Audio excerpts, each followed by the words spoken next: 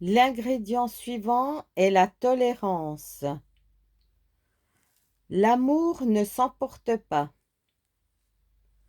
Nous excusons souvent l'intolérance comme une tare héréditaire, un trait de caractère, une déviance naturelle, quand en vérité il faudrait la considérer comme un véritable défaut.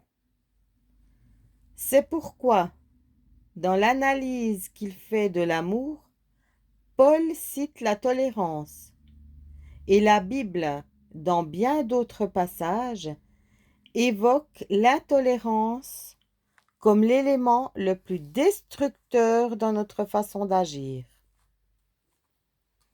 Ce qui me frappe le plus est que l'intolérance, les préjugés sont néanmoins présents dans la vie de personnes qui s'imaginent être vertueuses. C'est en général le défaut qui entache une personnalité qui aurait tout pour être gentille et noble. Il est fréquent de connaître des gens qui sont presque parfaits, mais qui, tout à coup, se mettent à penser qu'ils ont raison sur tel ou tel sujet et qui en perdent la tête. Cette compatibilité supposée entre la vertu et l'intolérance est l'un des problèmes les plus tristes qui affectent l'espèce humaine et la société. En vérité, il existe deux types de péchés, ceux du corps et ceux de l'esprit. Dans une parabole du Nouveau Testament, le fils prodigue abandonne sa famille et s'en va courir le monde, tandis que son frère aîné reste auprès de leur père.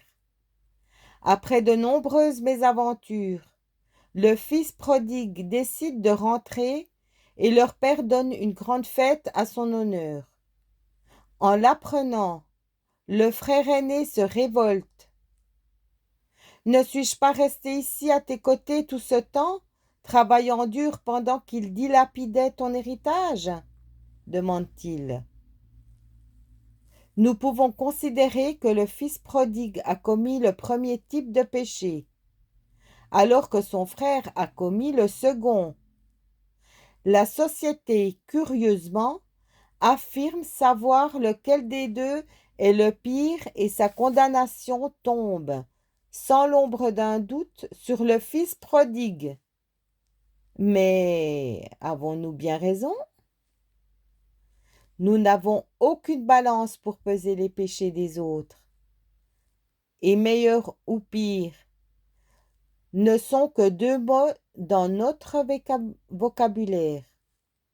Mais je vous le dis, les fautes simples et évidentes sont en réalité souvent bien moins graves que d'autres, plus sophistiquées.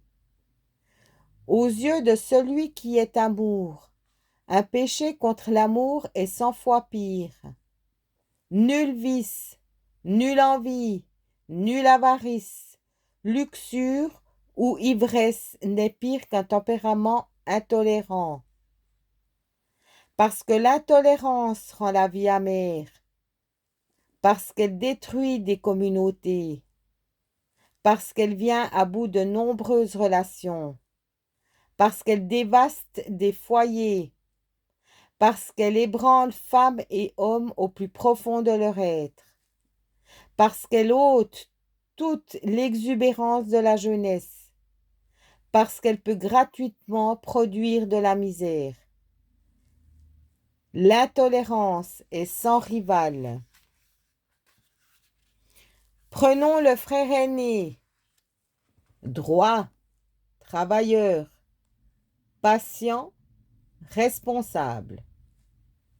C'est à lui que nous attribuerions tout le mérite au vu de ses vertus. Observons-le, cet enfant qui à présent se trouve devant la maison face à son père. Le fils aîné se mit en colère et il refusa d'entrer.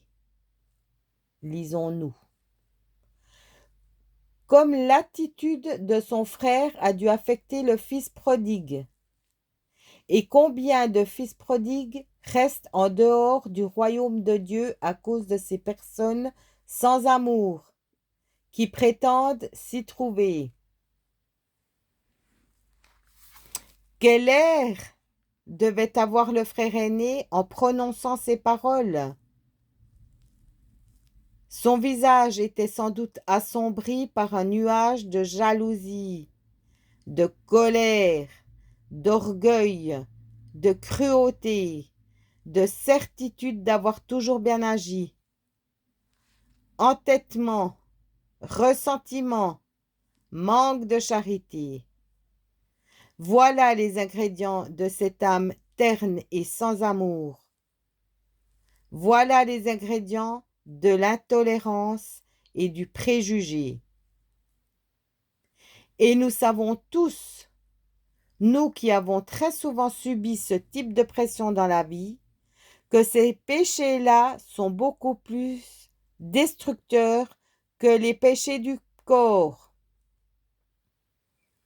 Le Christ lui-même n'évoque-t-il pas ce sujet quand il dit que les prostituées et les pécheurs entreront les premiers au royaume des cieux, devant les scribes, qui étaient les sages de son époque?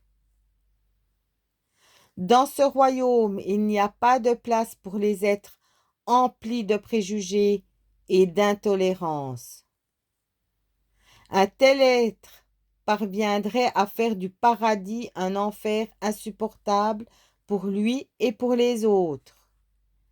Si une personne intolérante n'est pas capable de se transformer en laissant de côté tout ce qu'elle juge intouchable et en abandonnant ses certitudes, elle ne pourra tout simplement pas accéder au royaume des cieux. Car, pour y entrer, il faut porter le paradis dans son âme.